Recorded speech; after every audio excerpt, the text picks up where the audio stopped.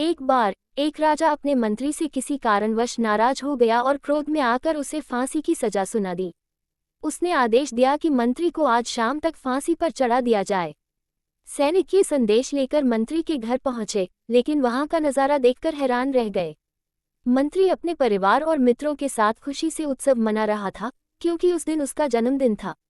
जब सैनिकों ने राजा का फरमान सुनाया, तो वहां मौजूद सभी लोग दुखी हो गए।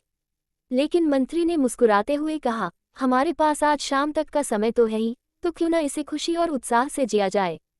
मंत्री की इस बात से सभी ने अपने आंसू पोंछे और दोबारा उत्सव मनाने लगे। जब सैनिकों ने यह बात राजा को बताई, तो वह अचंभित रह गया और मंत्री को दरबार में बुलवाया। राजा ने पूछा, तुम्हें पता है कि कुछ ही घंटों बाद तुम्हें फांसी दी जाएगी, फिर भी तुम इतने प्रसन्न कैसे हो सकते हो। मंत्री ने विनम्रता से उत्तर दिया, महाराज, आपने मुझे शाम तक का समय दिया है, इसका अर्थ है कि मुझे अपने परिवार के साथ कुछ और पल बिताने का अवसर मिला। अगर मैं इन पलों को दुख और निराशा में गंवा दूं, तो यह मेरा सबसे बड़ा नुकसान होगा। इसलिए मैंने तय किया कि जो समय बचा है, उसे पूरी खुशी से जीऊं।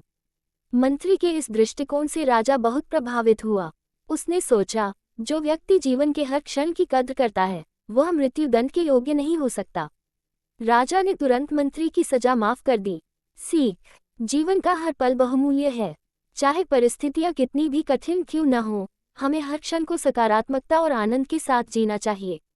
निराशा में डूबने के बजाय हमें अपने पास मौजूद समय की कद्र करनी चाहिए और खुशहाल जीवन जीना चाहिए।